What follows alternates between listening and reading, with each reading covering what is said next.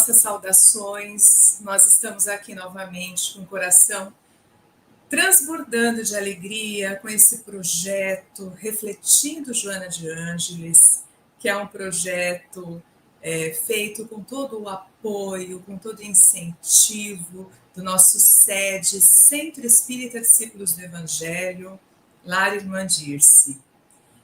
Falar desse projeto é falar da nossa alma, né? Eu estou aqui com a minha querida amiga Regina, essa amiga que está conosco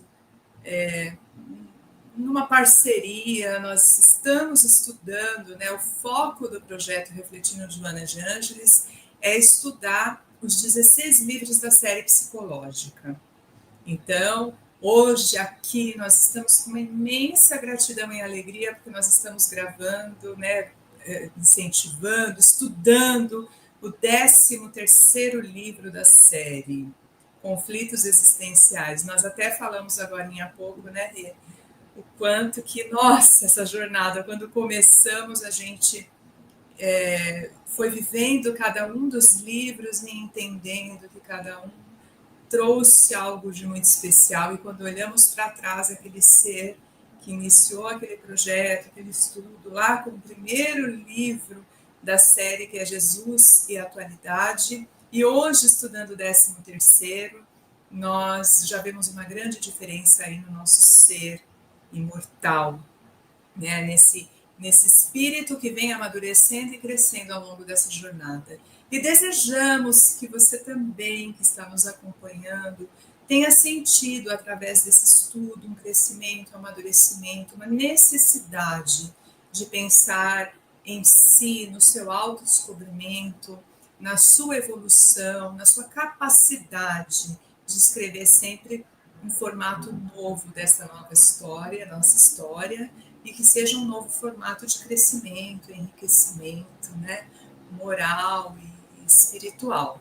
Só lembrando que todos os livros anteriores estão aqui na playlist do SED, que o pessoal da mídia amorosamente disponibiliza, atualiza. Então, se quiser começar os estudos desde o primeiro livro, aliás, ainda antes do primeiro livro, falando das encarnações de Joana, entendendo quem é essa nova mentora, e depois partindo livro a livro para esse estudo maravilhoso. Lembrando que o 11º livro, Jesus e o Evangelho à Luz da Psicologia Profunda, ele foi ainda dividido em 2 partes, tamanha a extensão do tema. E nós também estamos produzindo encontros extras, que são de suma importância. Nós vamos também ali alinhando questões relacionadas à saúde do corpo físico, mental, os conhecimentos de Jesus, Kardec, Joana, André Luiz. Aí nós temos lá do suicídio, o estudo do suicídio, o Outubro Rosa, o Novembro Azul, Janeiro Branco, e assim vai. Nós temos já alguns itens, né, Dia de Finados, falando aí da saudade, momento da saudade. Enfim, está tudo disponibilizado. E no SED também tem os livros de Joana para emprestar. Se você está lá conosco, ouve esses estudos e sente necessidade de ler, quer, deseja, nós também já organizamos lá na livraria. Atentamente eu fui com o pessoal responsável organizar e deixar tudo à disposição. Estamos aí, né, minha irmã, para cada vez mais contribuir. Exatamente. E aproveito para agradecer a você, minha irmã, pela oportunidade, para o pessoal aí do SED, que dá tanto apoio para a gente, né? E o quanto que cada vez que a gente revisita as obras dela, quanto que a gente fala conosco cada livro, e o quanto que a gente espera que esses livros falem com cada um que está acompanhando essas lives, porque nosso objetivo é esse, está contribuindo para a leitura, contribuindo para o desenvolvimento aí psicológico, pessoal, e tocar o coração de cada um que está acompanhando aí os nossos estudos. Eterna gratidão. Que lindo. Que assim seja, né? E hoje nós vamos falar do volume 13, Conflitos Existenciais. ano de 2005, Joana nos presenteia com essa obra, através da psicografia do nosso querido Divaldo. Como nós somos gratos, assim, sempre é para falar o quanto é essa gratidão por nos apresentar essa profunda reflexão. Uma das questões mais lindas de Joana é que ela vai explorando a introdução dos livros e vai sempre nos dizendo, com muita humildade, ela diz: eu não venho trazer nada novo, eu venho trazer uma ampliação da reflexão em torno desse tema. Então, esse ser que estudou de maneira tão aprimorada na espiritualidade e reuniu as suas vivências reencarnatórias para poder trazer esse legado da série psicológica, ela tem uma humildade em dizer: eu estou contribuindo com tudo aquilo que já foi falado, que já foi pesquisado, que já foi lido, que já foi ensinado para a humanidade. Eu estou contribuindo com uma expansão de consciência. Isso é característica de seres evoluídos. Seres evoluídos, eles estão sempre achando que estão dando uma pequena contribuição. E Joana começa nos falando que existe uma origem divina em nós. Nós somos dotados pelo divino e nós temos a capacidade de vivenciar as demandas da nossa vida, resgatando essa origem divina, resgatando essa força interior que pode nos tirar de dificuldades, né? Então, trazer a reflexão do quanto os desafios da nossa vida, eles são vistos como conflitos. Então, ela vai começando a falar da nossa capacidade de ficar repetindo sentimentos, ações, palavras, gestos, o quanto isso vai nos tornando, entre aspas, viciados, essas emoções viciados, esse jeito de interagir perante a vida de uma maneira mais densa, mais pesada, né? E com isso nós vamos, de uma certa forma, nos acostumando também com aquela maneira de viver. Então, o que poderia ser um desafio existencial, ele acaba se tornando um conflito. Então, nessa encarnação, nós vamos ter heranças reencarnatórias, nós vamos viver processos que são necessários para o nosso aprimoramento. Então, nós vamos ter emoções perturbadoras, transtornos neuróticos, ora ou outra, alguém apresente um diagnóstico de ansiedade, já numa patologia, não uma ansiedade saudável, mas uma patologia, culpa, estresse, angústia, mas o quanto que, se nós não trabalharmos esse equilíbrio ego-self, que a gente já trabalhou um pouquinho, né, a questão do ego e self, isso se torna, sim, esses conflitos existenciais, nos trazendo perturbação, medo, dificuldade e nos estacionando no nosso processo evolutivo. E aí, não vamos alavancando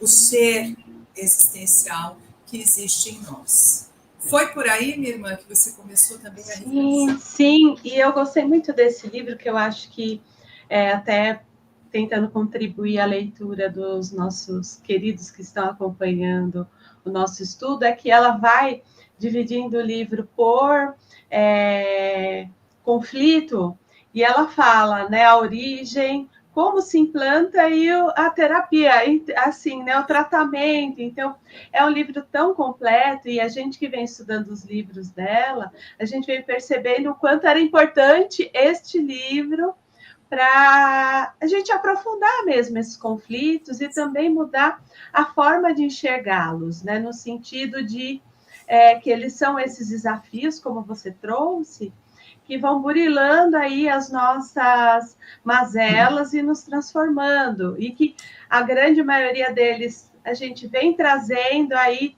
de vidas pregressas, né, durante as reencarnações, e à medida que vai passando, a gente vai lidando com esses desafios. Então, foi bem nessa linha mesmo, e quanto é rico esse livro nesse sentido, né, porque se a gente não tiver esses desafios, e não evoluir, a gente não evolui, né? Então a gente não consegue evoluir, a gente fica estacionado, repetindo hábitos, comportamentos, vícios que já foram construídos lá atrás e a gente precisa aí talvez dessa oportunidade para transformá-los, né?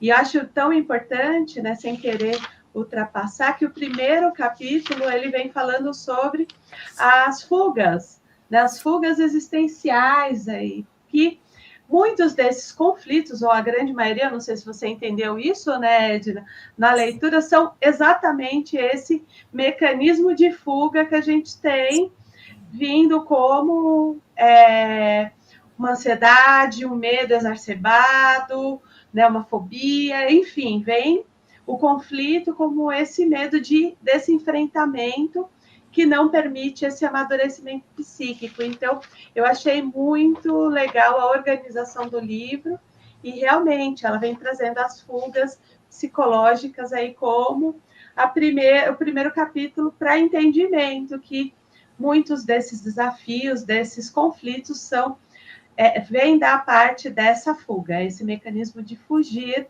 desse processo de evolução.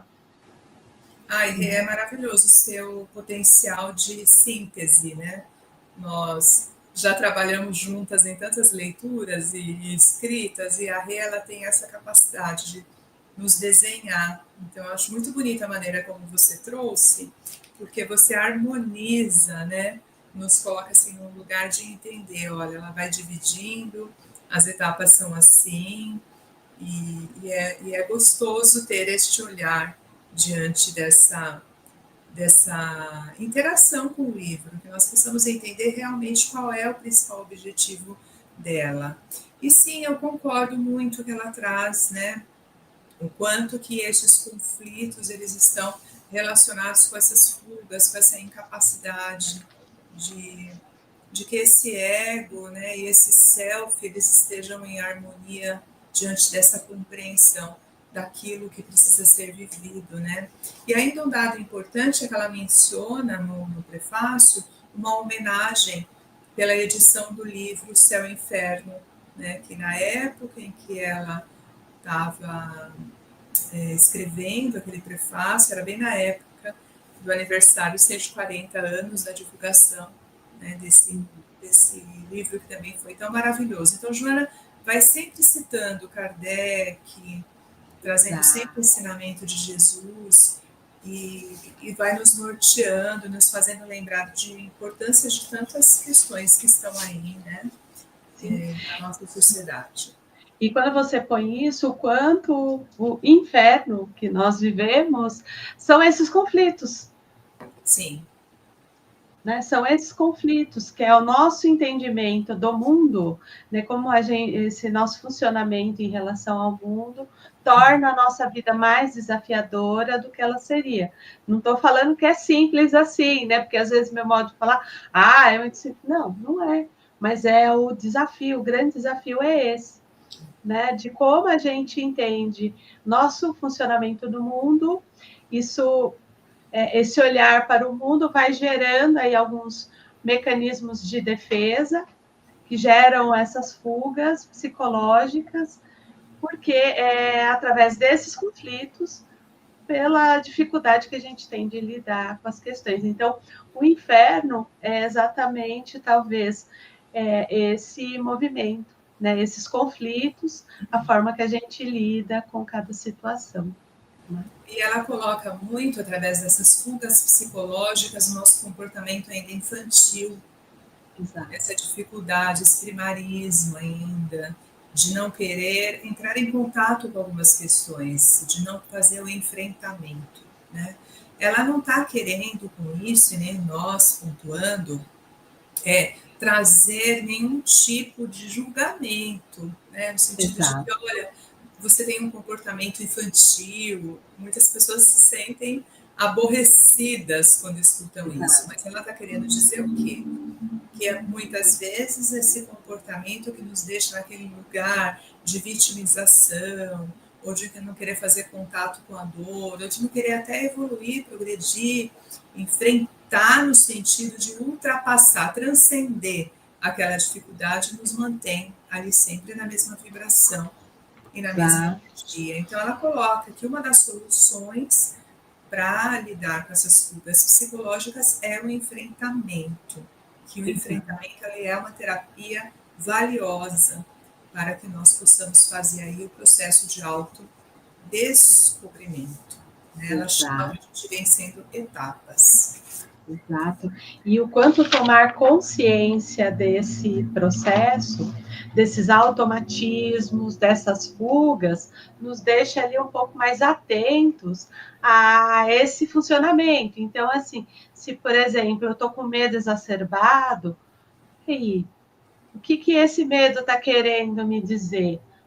Porque muitas vezes esse enfrentamento, quer dizer, na maioria das vezes, vai nos levar no lugar que a gente precisa chegar, que vai ser talvez esse lugar de liberdade, esse lugar de autoapropriação da nossa situação, daquilo que nos faz sentido, mas o medo é aquilo, né? Vai nos restringindo ao contato.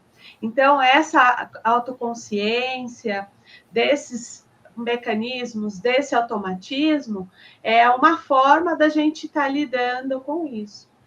Então, assim, por que eu tenho medo disso? À medida que eu tomo consciência, eu passei por essa experiência, mas eu estou passando por ela de novo? Não, não estou, é outra situação, é outra pessoa. Peraí, então é um medo infundado. E aí, assim, então como eu lido com isso? Então você vai encontrando os recursos internos para a superação. Então, como é importante essa compreensão? E só para situá-los, né, nós vamos agora começar a falar sobre esses conflitos. Então, ela traça, a partir de agora, do capítulo 2 ao 20, ela nos traz 18 manifestações desses conflitos existenciais. Então, nós vamos falar de raiva, de ressentimento, de culpa. Olha, é um combo, né? Mas ela começa aí o capítulo 2 nos trazendo simplesmente a preguiça. Então, ela começa falando que a preguiça ela é sim um desvio de uma conduta, né? Ela, por um processo muito prolongado, ela se manifesta como uma patologia grave, porque nos impede esse alavancar, né? Aquele ego, ele fica ali estruturadinho naquele sintoma da preguiça, naquela capacidade de manter as coisas muito estáveis, e com isso nós não nos colocamos a serviço da nossa evolução. Então ficamos estagnados. E com isso, o que vai acontecendo? Nós vamos tendo dificuldade em lidar com os desafios da vida. Nós vamos apresentando uma dificuldade de ter confiança, nós vamos culpabilizando os outros, responsabilizando os outros por questões que são nossas. Então, ela coloca aí a preguiça como início desse processo de reflexão. Exato. E quando ela traz, né, o quanto isso, pegando o gancho do primeiro capítulo, é uma fuga psicológica, porque muitas vezes essa preguiça, ela está permeada no medo desse enfrentamento, a vida, né, a saúde pede esse movimento. Aí vocês podem questionar assim, mas poxa, e aquela pessoa que tem dificuldade de movimento ali, né, fisiológico, né? Não, ela, dentro das limitações dela e dentro das nossas limitações, a gente pode ter um movimento de desenvolvimento intelectual, fisiológico, físico, material, né, profissional, pessoal. Então, dentro das nossas limitações, a gente pode ter esse movimento. E o quanto que a preguiça é essa restrição. E aquele confortável é desconfortável, porque você vai vendo o mundo inteiro, né, as pessoas que estão ao nosso redor se movimentando e conquistando, vencendo o automatismo, e você ali paradinho, estacionado, e aí aquilo vai incomodando. E aí, nessa tendência, a gente começa a projetar para o outro a culpa da dificuldade que a gente tem. Eu não faço porque ele não deixa, eu não faço porque ele não me chama, eu não faço porque ele não me apoia. E, na verdade, essa força interna a gente tem que ir encontrando em nós mesmos. Né? Como a Edna falou, é um desvio de conduta. Se é um desvio de conduta, é um problema de comportamento. E aí vai se tornando fisiológico, porque o nosso corpo é perfeito. Então, se eu não uso todas as potencialidades que eu tenho, então aí pode ir gerando talvez uma obesidade, pode ir gerando outros problemas hormonais, fisiológicos, cardíacos, musculares, porque aquilo que eu preciso, para aquilo que eu fui criada, que foi para evolução e desenvolvimento, eu não estou utilizando. E isso vai gerando acostumando, né? Como ela colocou ali, você bem está falando, ela colocou logo na introdução quanto nós vamos acostumando.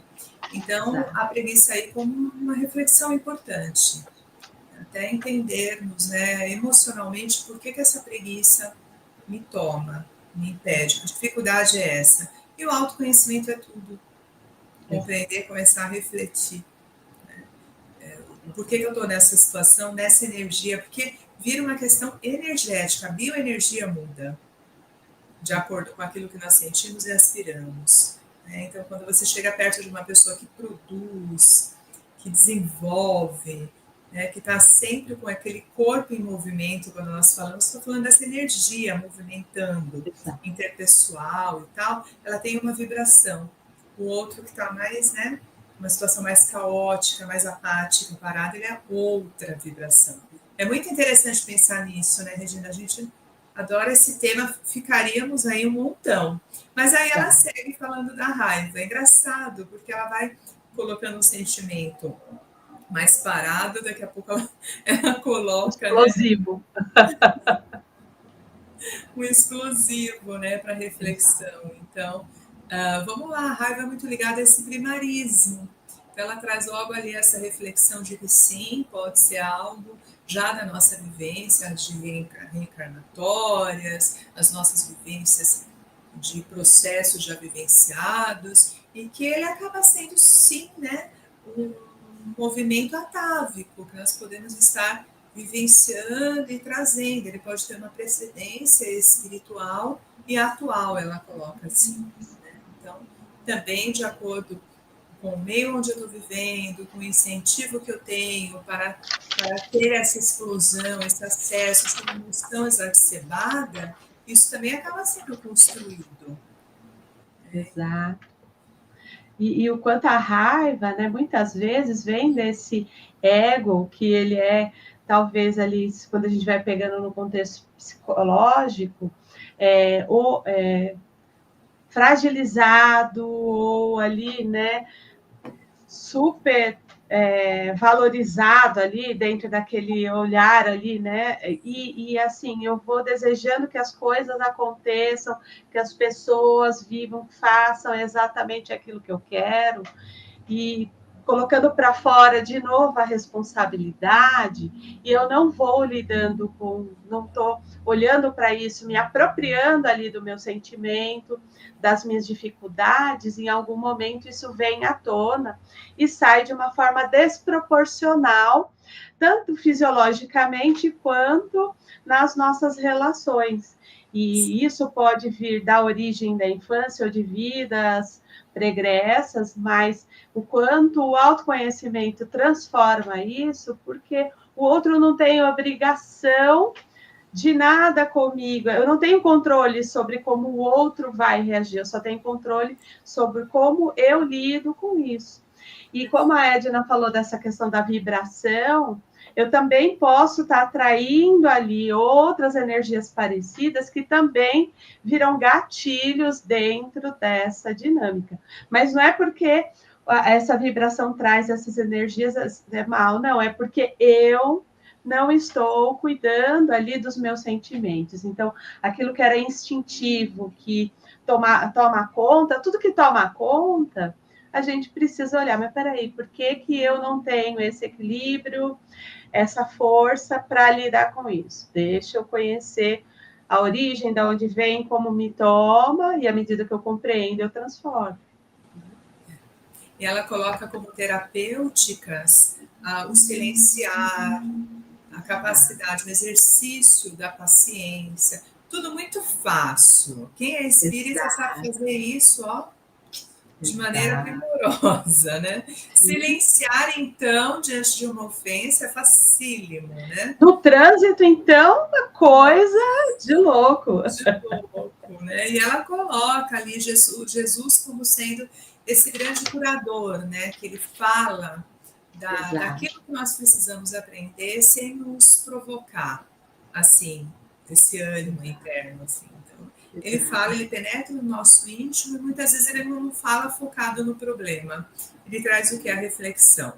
Então, para esses acessos de raiva, é o parar mesmo, uma boa terapia. É o parar, o silenciar, aprender, né, a ouvir, aprender a entender esse ego ferido, que a Rei falou agora há pouco.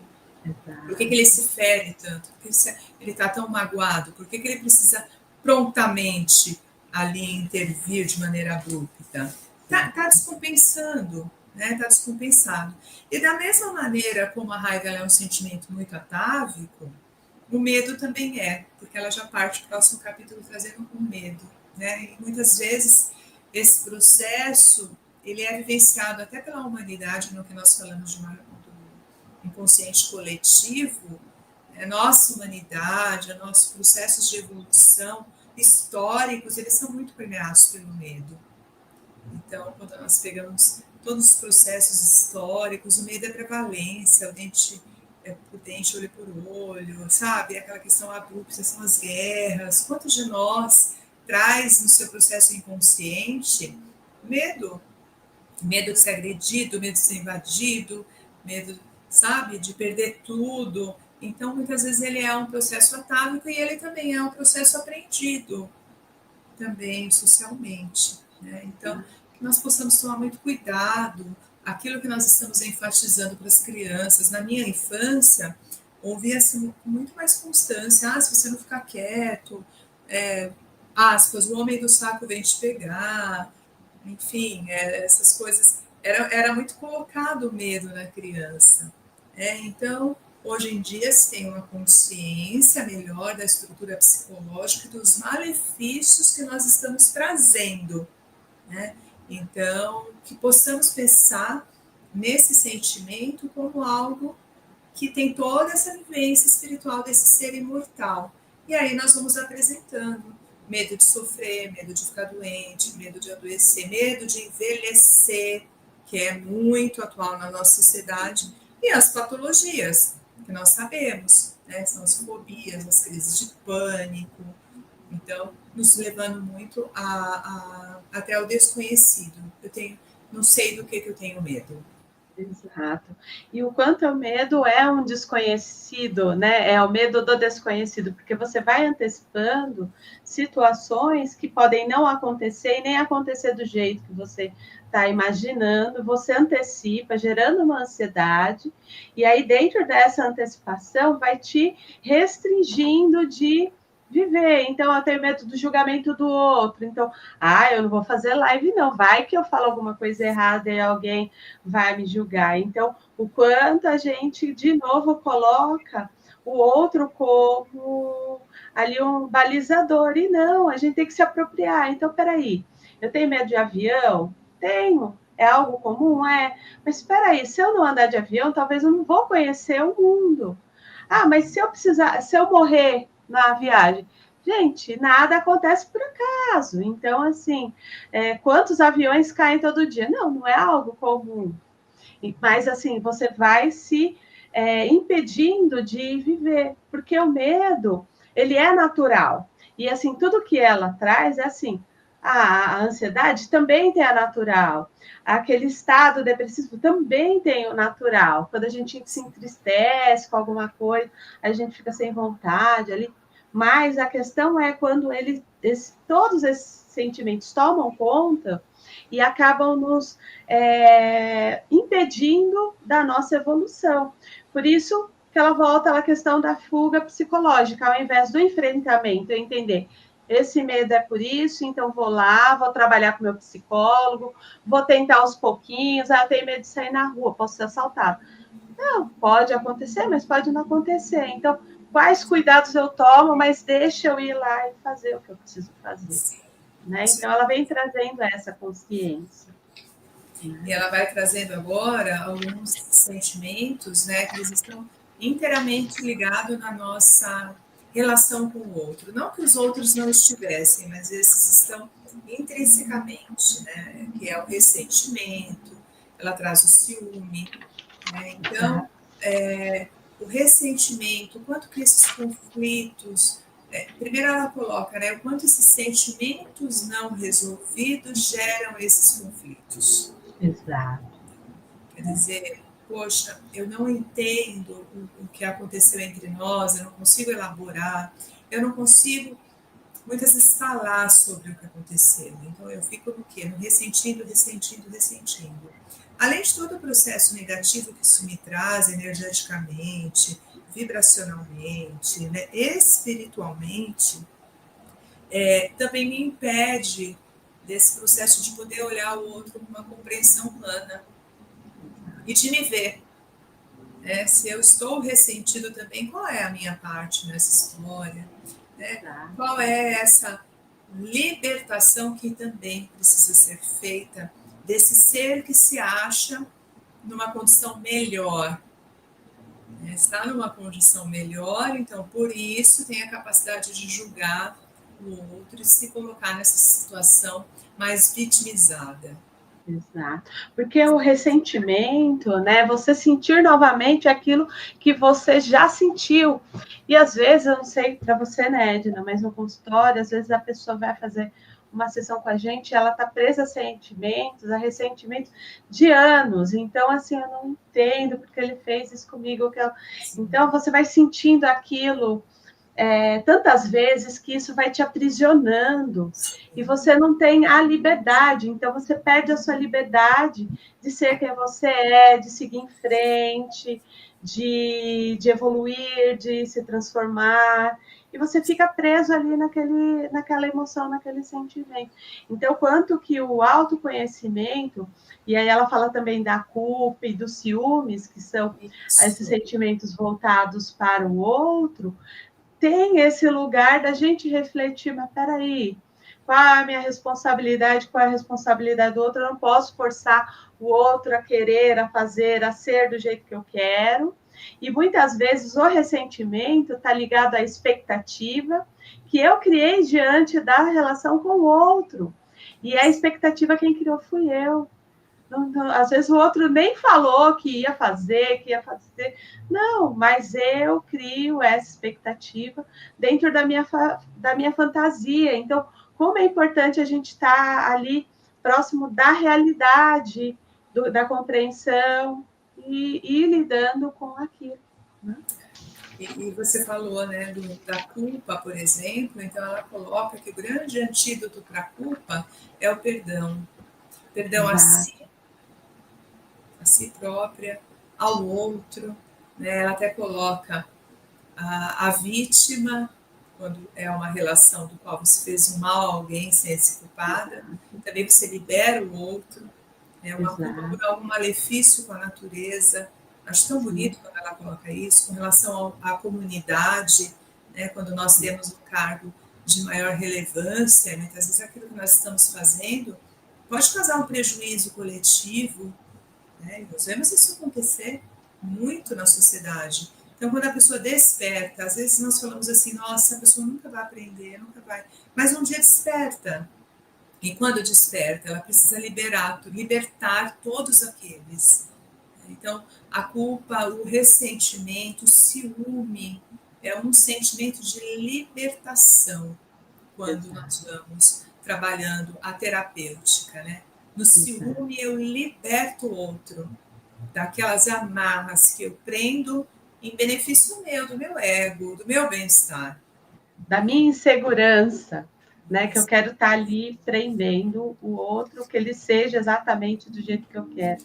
Até você falou da culpa, um ponto importante que a gente tem que entender às vezes, é que às vezes a gente também cresce, como ela vai falando da questão social, com relações tóxicas, né? Sim. Que a pessoa coloca a culpa, a responsabilidade da infelicidade no indivíduo.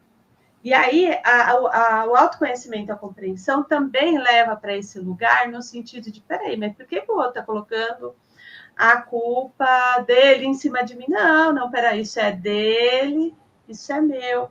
Né? Então, assim, esse desejo de agradar todo mundo, de realizar a expectativa do outro, pode levar a essa culpa pela infelicidade ou pelo outro não querer estar com você. Não, mas espera aí, né? Trazer a consciência, isso vai trazendo essa libertação, que os outros têm o livre-arbítrio de ser como são, e nós temos o livre-arbítrio de lidar com os nossos valores internos, nos apropriar deles e viver da melhor forma possível. Sim. Mas se eu fico preso no ressentimento, na culpa ou nos ciúmes, eu fico presa a essas histórias e eu não vivo, não desenvolvo. Nossa, que reflexão profunda, Rê. Estou adorando. Que legal. E no meio de tudo isso, ela coloca a ansiedade, né? E nós até falamos no vídeo do Janeiro Branco, podendo comentar um pouquinho sobre a ansiedade ser, assim, um ranking, né, no Brasil, assim, está liderando a quantidade de pessoas ansiosas. E todas essas questões que nós estamos trazendo, elas geram ansiedade. Não adianta, porque se você está num acesso de raiva, seu metabolismo responde, interfere em toda a sua estrutura, quer seja fisiológica, espiritual, né? E os geradores de ansiedade é uma perturbação, é um desequilíbrio, é um mal-estar de fato. Os amigos espirituais nos alertam em tantas obras que depressão, ansiedade, mais para frente nós vamos falar da neurastenia, né? Que era muito usado esse termo para falar de depressão há muito tempo atrás, como eles são geradores de perturbação muito grande. Então, trabalhando esses sentimentos, às vezes eu penso assim, vou trabalhar a ansiedade, eu quero trabalhar só a ansiedade, mas muitas vezes trabalhando esses sentimentos perturbadores, nós vamos trabalhando a ansiedade. Por isso, psicoterapia é tão importante, porque muitas vezes eu vou num foco e a pessoa que está te acompanhando vai percebendo esses elementos perturbadores. Então, o caminho, ele é todo, ele é um combo. Ele não é no foco como eu imagino. Vai chegar lá, vai diminuir a ansiedade, mas é necessário trabalhar todos esses elementos. É muito complexo, né, Rê? É muito complexo. Exato. Não, enquanto é importante, porque tanto a ansiedade quanto a depressão, como você trouxe perfeitamente, né, estão ligadas a esse gerenciamento de emoções, aí, que é o amadurecimento, é a gente aprender a gerenciar nossas emoções, né, o quanto a psicoterapia ou a meditação, o autoconhecimento vem trazendo essa consciência no sentido de diferenciar a ansiedade, que é aquela ansiedade do friozinho da barriga de algo novo, que ela é natural, versus aquilo que é do adoecimento. Né? Eu trago tanto peso, eu antecipo tanta responsabilidade, eu antecipo tanto sofrimento, eu estou tão preso nesses pensamentos repetitivos que eu vou desencadeando aí um transtorno de pânico, né? Porque eu não estou cuidando. E se eu percebo, peraí, nossa, esse pensamento está recorrente, por que tá? Será que eu tenho controle sobre isso? Não tenho. Aquilo que eu não tenho controle, vou fazer aqui vou usar uma expressão, né, naquilo que eu não tenho controle, não tenho o que ser feito, a gente entrega para a espiritualidade maior, para Deus, para Jesus, para que eles façam aquilo que for melhor. E aquilo que eu posso mudar, eu vou, aos pouquinhos, organizando e trabalhando.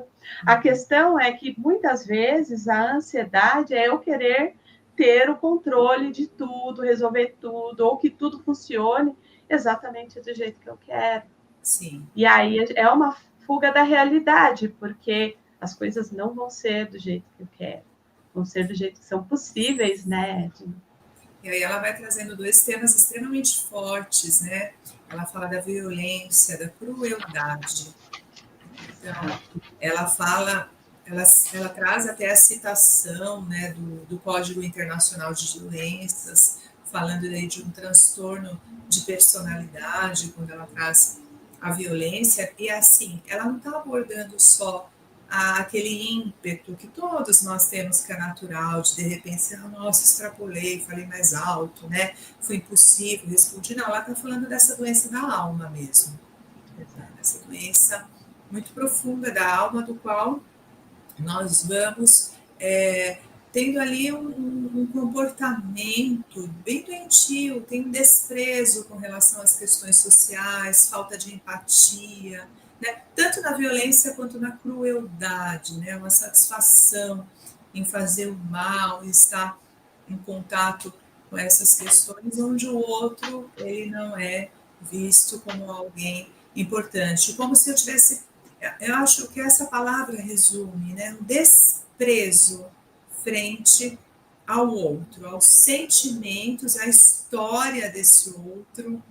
Então, são duas questões extremamente profundas de serem trabalhadas, infelizmente muito vistas na nossa sociedade, porque a crueldade, ela talvez não esteja tão manifestada como em tempos remotos, do qual eu vou lá e já agrido o outro fisicamente, mas a crueldade nas palavras, ela também é muito forte, né? Muitas vezes nós podemos matar um pouquinho o outro com aquilo que nós falamos, manifestamos. Então é muito importante pensar sobre isso.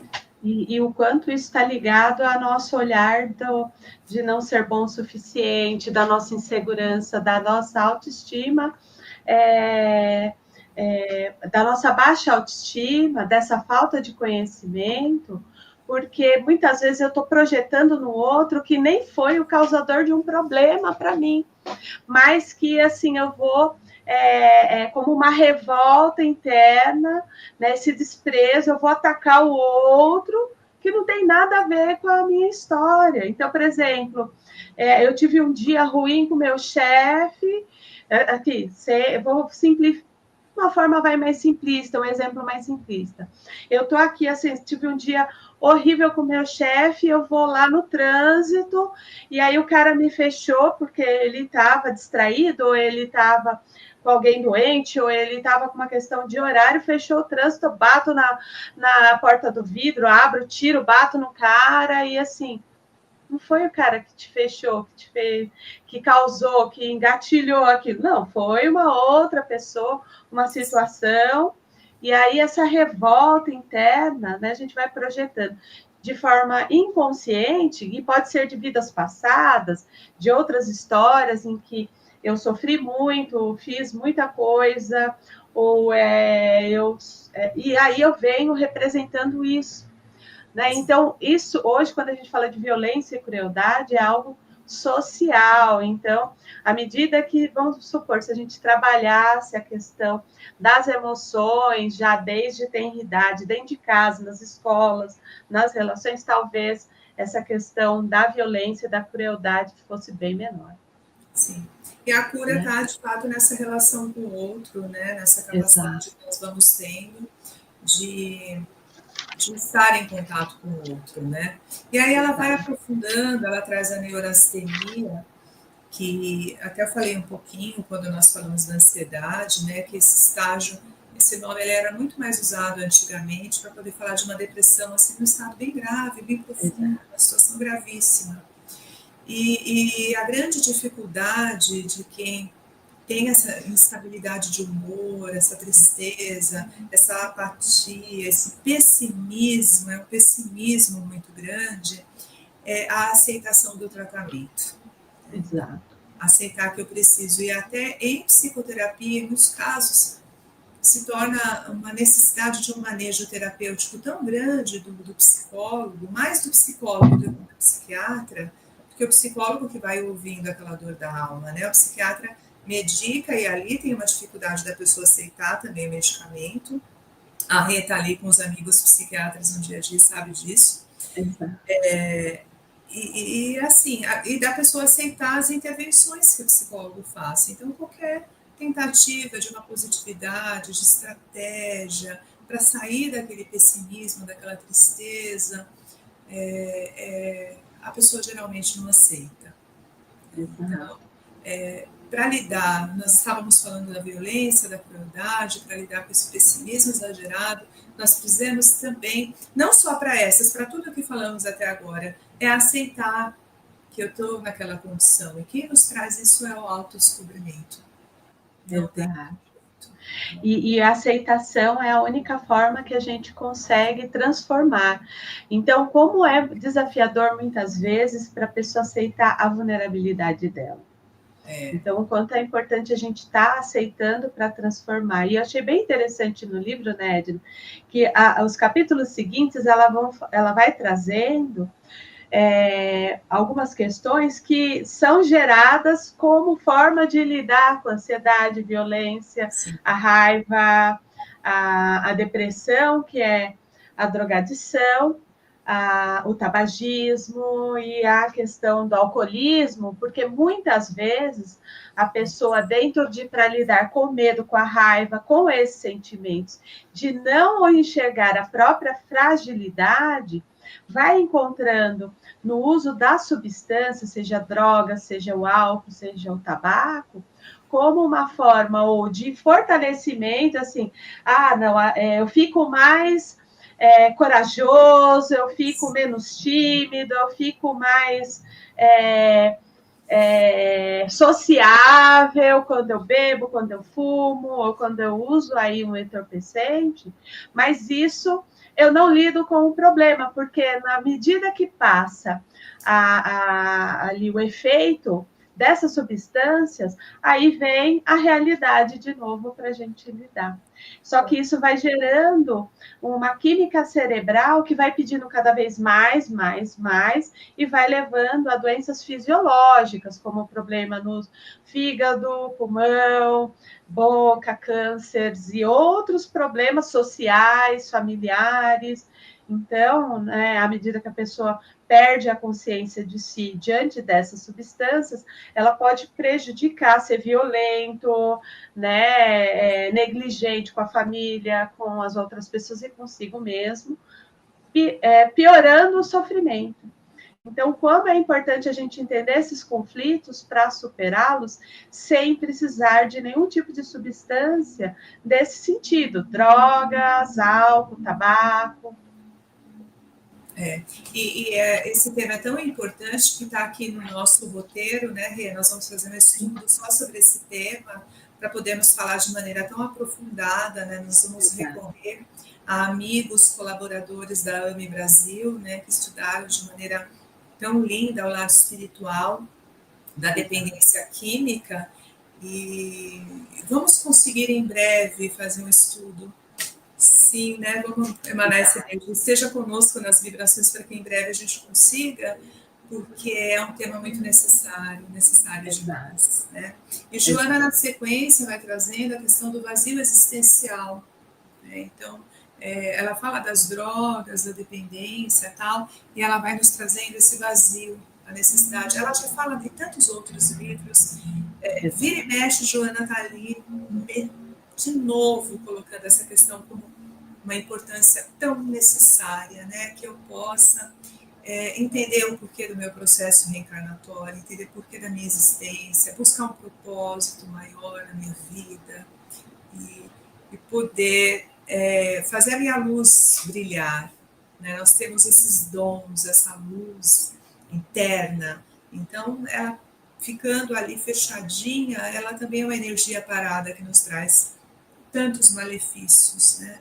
Então, através da prece, da meditação, da reflexão, eu vou conseguindo descobrir o meu sentido existencial. É um tema... Exato, muito importante. Porque todos nós temos um sentido, mas por falta de conhecimento, do autoconhecimento, a gente não se apropria. Então, a gente vai vivendo de acordo com a sociedade, ou o que é mais fácil, ou evitando esse enfrentamento, e o significado está ali, da nossa história, da nossa jornada, mas a gente não se apropria dele, né? E o quanto é importante a gente compreender esse vazio interno. E um pouquinho mais para frente, ela fala que precisa da coragem. Exato. Para fazer esse enfrentamento, para para ir atrás dessa busca, nós precisamos de coragem. Desculpa, Joana, às vezes eu vou mudando a ordem dos temas, é porque eu já vou conectando. Pois é. Eu já fiz isso uma outra vez, falando que eu mudaria a forma como ela colocou, gente. Sim. Acho que foi no Evangelho, não é? Jesus e o Evangelho, a luz da psicologia profunda. Eu também quis mudar alguma coisa lá na hora. Uma ordem lá. Não, pensa se eu me coloco no meu lugar, né? Preciso me colocar ali, mas eu vou lá e dou uma ideia para a Joana. Mas é que está muito interligado quando você pensa, né? Eu vou descobrir o meu sentido existencial. Preciso ter coragem, porque às vezes o ego está acomodadinho. Tá gostoso ficar naquele lugar do qual não tem que fazer muito movimento. Mas não é tão gostoso assim, né, Edna?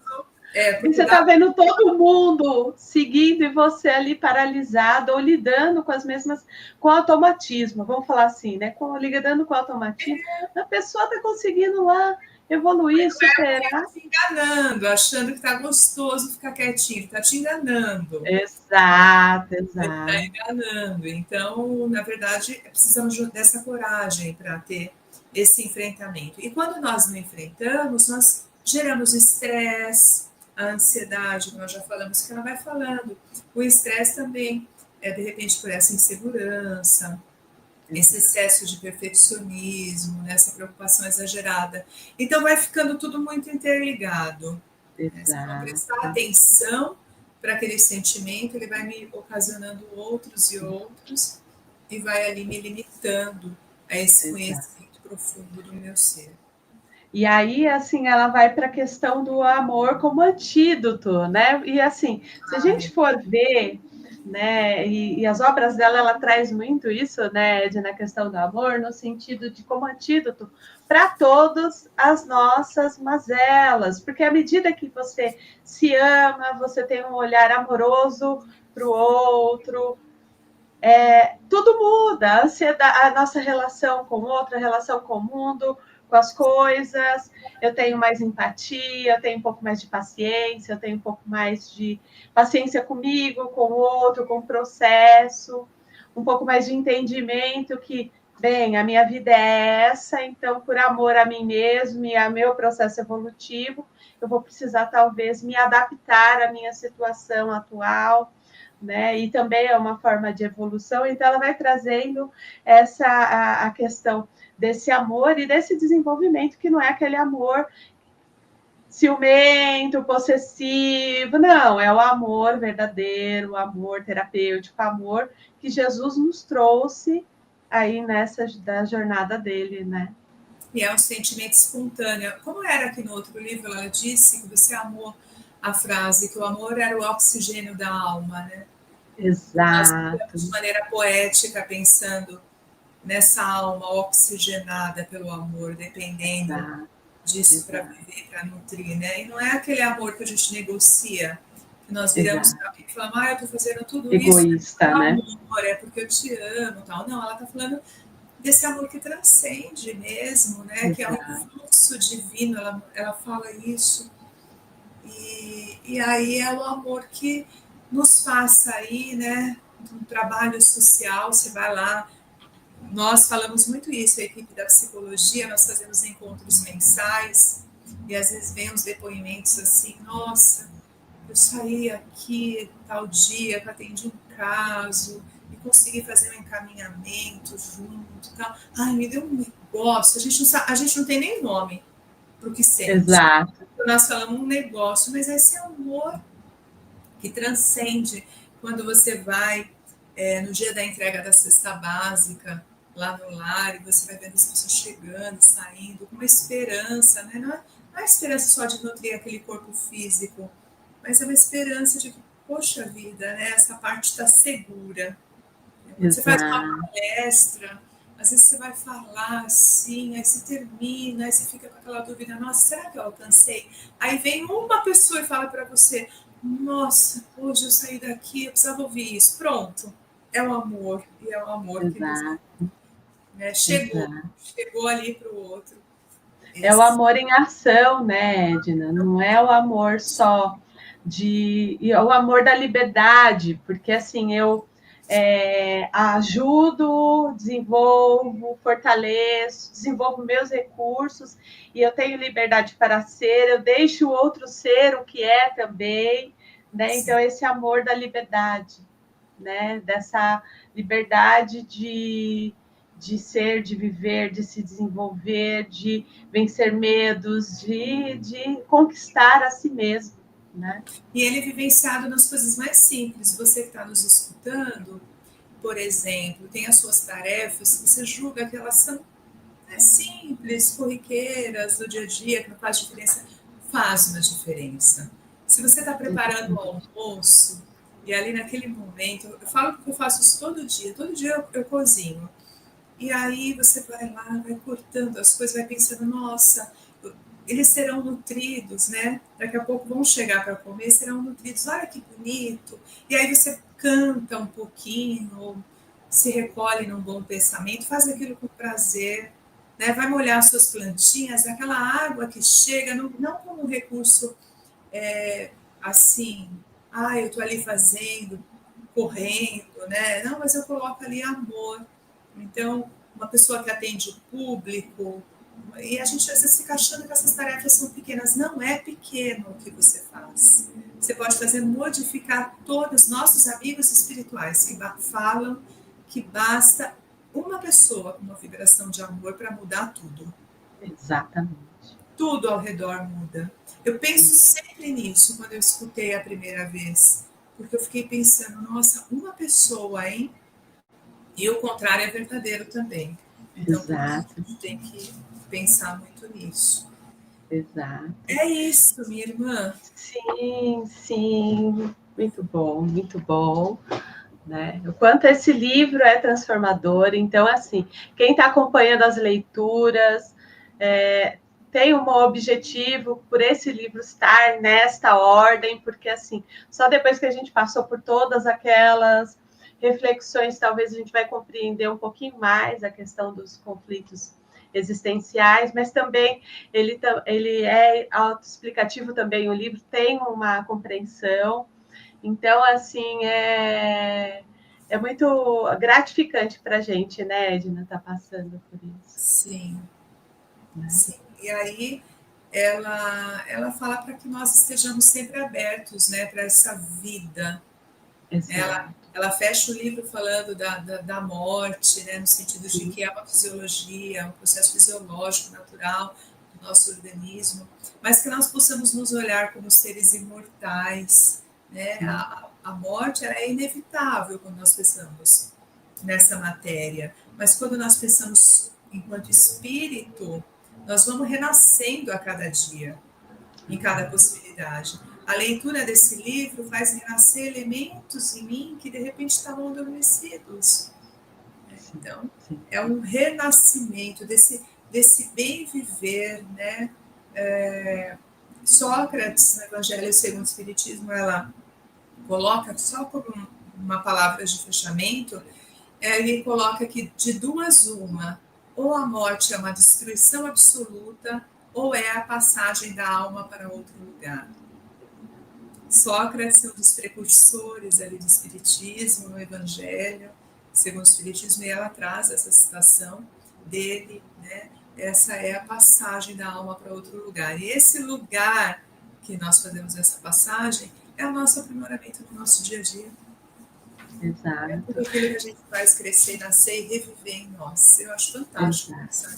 E assim, né, como ela faz parte desse processo e a gente, à medida que a gente compreende o medo, a fobia, o estresse, né? Então você, nossa, eu vou viver isso. Não, você não vai viver isso para sempre. À medida que eu evoluo, essa história vai acabar numa hora, outra hora eu vou estar vivendo assim, tipo, passei da quinta série, vou para a sexta série, vai recomeçar, vai ser outros desafios. Então, dá uma amplitude ali para o olhar de que talvez um problema que a gente acha que é muito grande não é tão grande assim, né? Quando a gente entende essa grandiosidade e a questão da existência contínua do espírito, que ele não finaliza com a morte. É mais um livro que daria um estudo por capítulo. Exatamente, gente. É mais um livro, mas fica aqui o convite para que possamos juntos refletir sobre esses conflitos, entendendo que o conflito ele não precisa ser um paralisador. Exato. Ele pode ser um motivador da nossa evolução. Então, Exatamente. deixamos aqui essa singela contribuição na obra dessa nobre mentora, Joana. Esperamos que possa ser útil. Já te convidamos para o próximo, para o 14º livro, Encontro Capaz da Saúde. A Rê adora esse livro. Ela já está empolgada. Ela tem alguns preferidos, né? Ela vai deixando claro.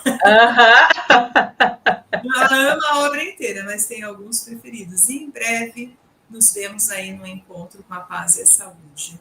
Por hoje, nosso agradecimento a todos e a essa egrégora de luz que nos permeia de maneira tão nobre e tão amorosa. Até o próximo. Gente. Beijo. Tchau, tchau. Beijo, Rê. Até, querida. Muito bom estar